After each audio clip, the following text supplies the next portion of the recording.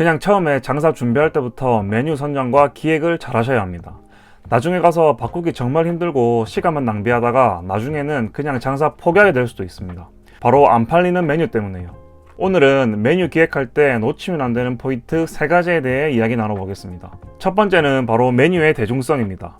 제 주위에 특히 음식 만드는 것 자체에 대한 흥미가 있고 요리를 했던 분들이 잘 선택하는 게 바로 본인이 팔고 싶은 메뉴를 독특하게 만들어 파는 것인데요. 제 지인들 중 몇 년 전에 그렇게 장사를 하다가 1년도 못 버티고 접으신 분들이 몇몇 있습니다. 첫 창업에는 저는 무조건 대중적인 메뉴를 선택하라고 말씀드리고 싶은데요.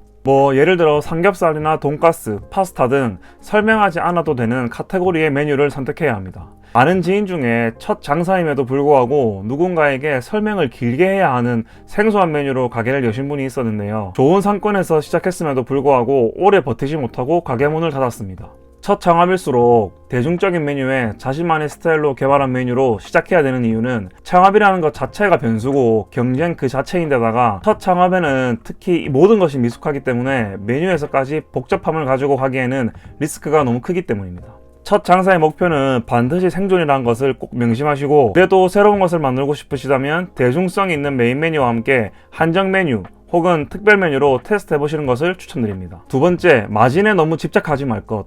몇 년 전만 하더라도 메뉴 원가율은 30%, 35%로 맞춰야 한다는 이야기가 정석이었는데요. 지금은 그 정도 원가율 가지고는 메뉴의 경쟁력을 갖기 힘듭니다. 좀 극단적으로 이야기하면 지금 소비자들은 원가율 35% 이하의 메뉴에 매력을 느끼지 못하고 만드는 사람도 강점을 만들기에는 한계가 있습니다.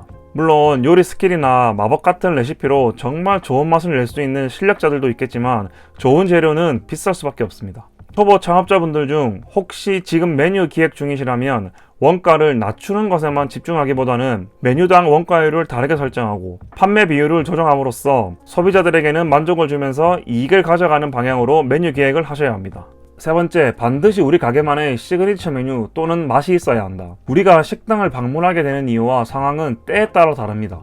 하지만 한 번 간 식당을 기억하고 다시 찾는데 가장 큰 역할을 하는 것은 바로 그 집만의 시그니처 메뉴입니다.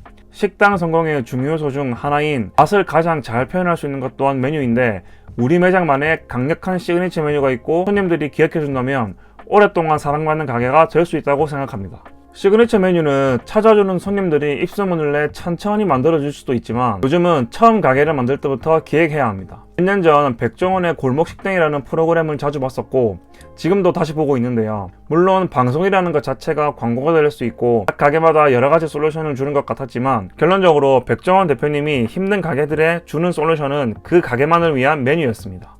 필요 없는 메뉴가 많다면 메뉴를 줄이고 경쟁력이 부족하면 강화의 방향을 알려주면서 작은 가게들이 생존할 수 있도록 했던 것 같습니다. 항상 사장님들에게 변하면 안 된다는 마지막 조언과 함께요. 요즘같이 자영업이 어려운 시기에 어정쩡한 메뉴로 창업했다가는 정말 위험해질 수도 있습니다. 만약 내가 창업을 준비 중이거나 오픈한 지 얼마 안 됐는데 장사에 대한 조언이나 도움이 필요하시다면 아래 고정 댓글 한번 참고해 주시면 감사하겠습니다. 오늘 영상은 여기까지입니다. 시청해 주셔서 감사합니다.